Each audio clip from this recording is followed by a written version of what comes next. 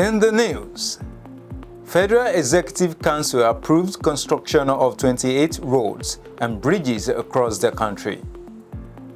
Kaduna State Government hosts 137 rescued students, 28 kidnapped in fresh attack. Bassirou Diomaye Faye to become Africa's youngest elected president. In sports, Britain's Boulter loses to Victoria Azarenka in 4th round in Miami Open. And this is the MLC TV Global News, reaching you live from the city of Lokoja, the confluent state of Nigeria. I am Abiodun Sadiq. Thanks for joining us. The Federal Executive Council says it has approved the construction of 28 roads and bridges across the country, which worth over 1.2 trillion naira. Diomaye, the Minister of Works, disclosed shortly after the FEC meeting. He said the projects were approved by FEC having gone through the Bureau of Public Procurement and certificate of no objection secured. Diomaye also said FEC approved the construction of Buruku Bridge across Katsina-Ala River in Benue State worth over 83.7 billion naira, while an approval was given for construction of 91.432 road at Shaki in Oyo State worth 144 billion naira.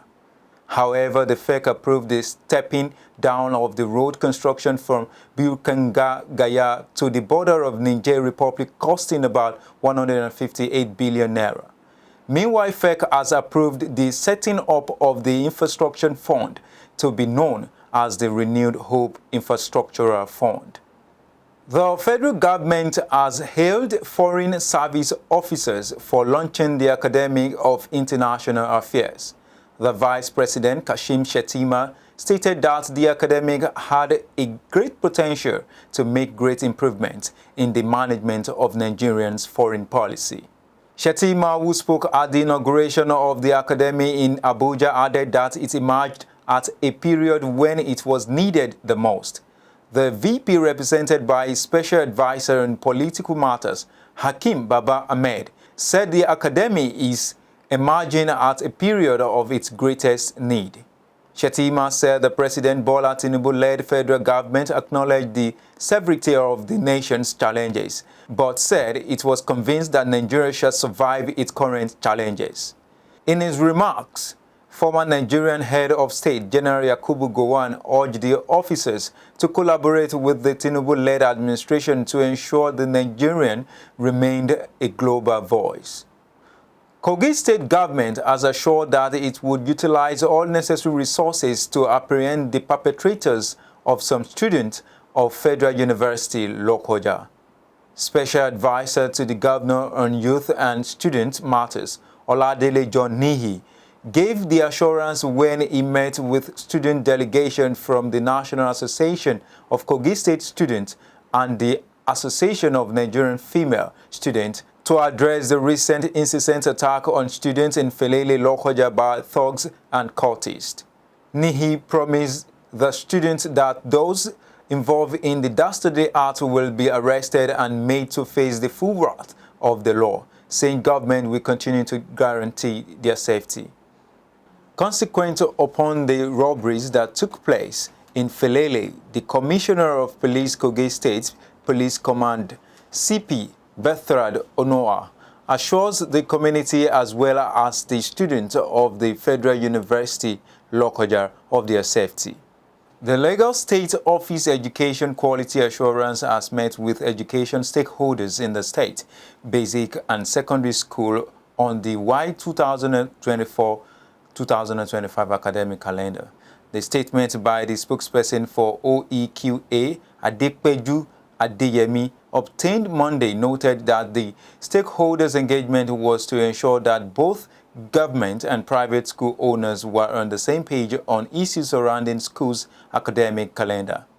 Addressing participants at the stakeholders' engagement held at the Lagos State Universal Basic Education Board premises, Maryland, the Permanent Secretary, Ministry of Basic and Secondary Education, Abayomi Abolaji, applauded the synergy that existed between the state government and the school owners over the years. The Director of Private Education Special Programs of OEQA, Fabambi Falaye, during our presentation said the stakeholders were expected to brainstorm on the adoption of a new harmonized Lagos State school calendar to ensure seamless and qualitative learning for the year 2024-2025 academic session.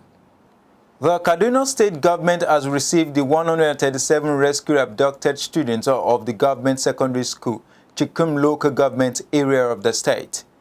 The school children who were rescued in Zamfara State arrived in Kaduna at the Sir Kashim Ibrahim Government House amidst tight security.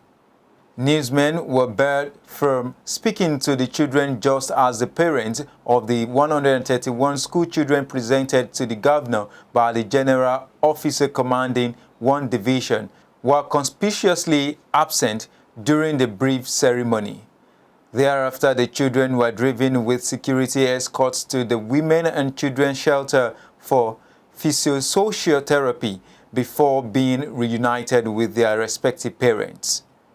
6 of the students were immediately hospitalized at the Army Medical Facility, Dalet Barak, Kawu, Kaduna. The General Officer Commanding 1, Major General Mairenso Saraso, made this known while presenting the rescue school children to Governor Ubasani at the Sir Kashim Ibrahim Government House in the state capital. The governor, who was visibly angry, also warned against politicizing issues of security, noting that doing so would endanger the lives and property of citizens. Tony Aziegbemi, the Edo State chairman of the People's Democratic Party, has been released after being kidnapped by a gang of gunmen near his hometown in Benin City. He was set free by his abductors in the early hours of Tuesday, March 26. Cruzo Ozage, the special advisor for media projects to the Edo State governor, confirmed the release on a national television. The former member of the House of Representatives represented the Eson North-East, Eson South-East Federal Constituency of Edo State. According to reports, his abductors, who rode in 2 Toyota Corolla cars, trailed him on the night of Friday, March 16, when they seized him. The gunmen intercepted Aziegbemi sport utility vehicle along Osaro Street around 11 p.m. that night. We go on a short break now. We'll be right back. It's new, fresh and hygienic. It's Umzi Soya Vegetable Oil. Umzi Soya Vegetable Oil is hygienically processed to nourish our bodies. Contains the most needed nutrients for healthy living.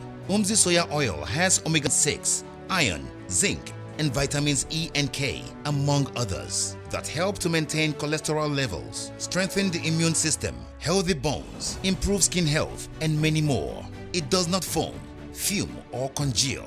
It is a refined cooking oil for consumers, retailers, and wholesalers. To buy Umzi Soya Oil, quickly go to Umzi Soya Vegetable Oil Station along Shetima Barracks Road, beside Otokiti Estate Gate. With Umzi Soya Vegetable Oil, you and your family are more healthy and stronger.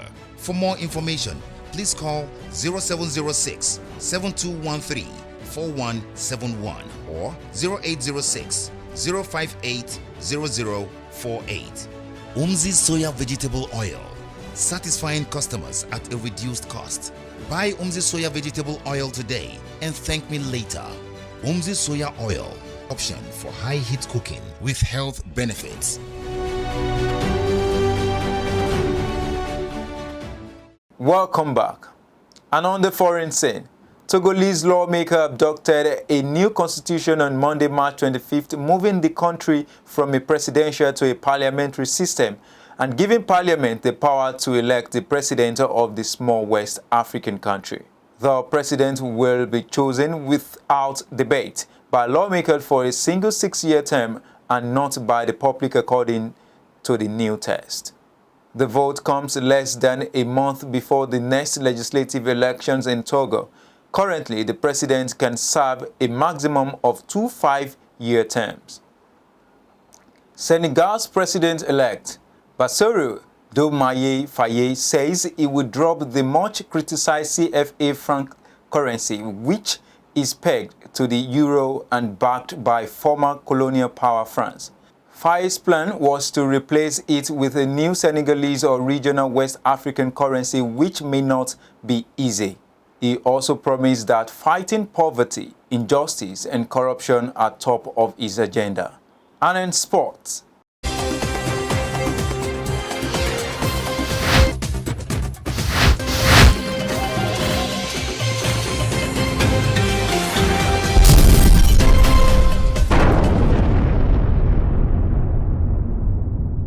British #1 Boulter is out of the Miami Open after a fourth-round defeat by Victoria Azarenka of Belarus.